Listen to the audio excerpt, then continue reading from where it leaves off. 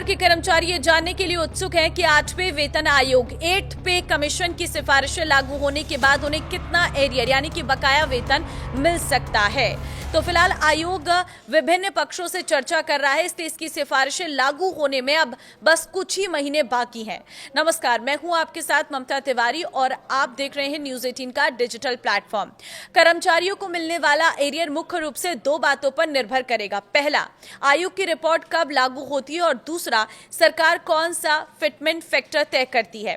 Fitment factor वो गुणांक होता है जिसके आधार पर कर्मचारियों का मूल वेतन यानी कि बेसिक पे बढ़ाया जाता है।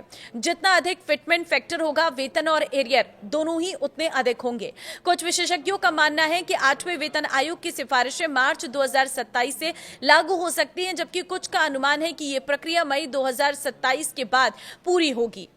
एक राय यह भी है कि आयोग मार्च 2027 तक अपनी रिपोर्ट सरकार को सौंप सकता है, जिससे कर्मचारियों को अप्रैल 2027 से बढ़ा हुआ वेतन मिलना शुरू हो सकता है। हालांकि कुछ विशेषज्ञों का कहना है कि आयोग की रिपोर्ट तैयार करने में पूरे 18 महीने लग सकते हैं। जरूरत पड़ने पर आयोग सरकार से समय बढ़ाने की मांग भी कर सकता है। फिटमेंट फैक्टर कितना हो सकता है, ये जान लीजिए। National counselling joint consultative machinery staff side ने 8वें वेतन आयोग को 3.83 फिटमेंट फैक्टर की सिफारिश की है। हालांकि कई विशेषज्ञों का मानना है कि मौजूदा आर्थिक परिस्थितियों में इतना बड़ा फिटमेंट फैक्टर संभव नहीं है।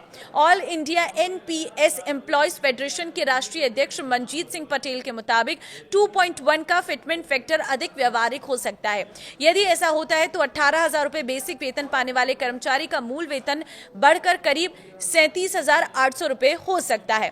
लेवल 1 से लेवल 5 के कर्मचारी कौन है, ये भी जान लीजिए। 7वें वेतन आयोग के पे मैट्रिक्स के अनुसार लेवल 1 से 5 में मल्टीटास्किंग स्टाफ एमटीएस, चपरासी, office attendant, lower division clerk यानी कि LDC, upper division clerk UDC, senior clerk, technician, stenographer, head constable, staff nurse और अन्य शुरुआती स्तर के कर्मचारी शामिल है।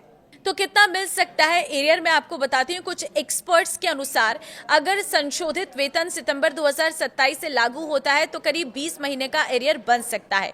2.0 फिटमेंट फैक्टर पर लेवल 1 कर्मचारी को करीब 3,60,000 रुपए और लेवल 5 कर्मचारी को 5,82,000 रुपए तक एरियर मिल सकता है। 2.15 फिटमेंट फैक्टर पर यह राशि 4.1 लाख रुपए से 6.69 लाख के बीच पहुंच सकती है। तो 2.28 फिटमेंट फैक्टर पर एरियर 4.60 लाख रुपए से 7.44 लाख रुपीस तक पहुंच सकता है। 2.57 फिटमेंट फैक्टर लागू होने पर लेवल 1 कर्मचारी को 5,65,000 रुपए और लेवल 5 कर्मचारियों को 9,13,000 रुपए तक एरियर मिलने का अनुमान है। वहीं अगर यह फिटमेंट फैक्टर 2.86 लागू होता है तो लेवल 1 कर्मचारी को करीब 6,69,000 रुपए और लेवल 5 कर्मचारी को 10,82,000 रुपए तक एरियर मिल सकता है। तो हालांकि ये सभी आंकड़े केवल अनुमान है। कर्मचारियों को मिलने वाली वास्तविक वेतन वृद्धि और एरियर की राशि का पता तभी चलेगा जब सरकार 8वें वेतन आयोग की अंतरिम रिपोर्ट को मंजूरी देकर आधिकारिक रूप से लागू करेगी। अब आपको क्या लग रहा है, आप मुझे कमेंट में अपनी राय जरूर दें और इस वीडियो को सभी सरकारी कर्मचारियों के साथ शेयर कर दें। नमस्कार।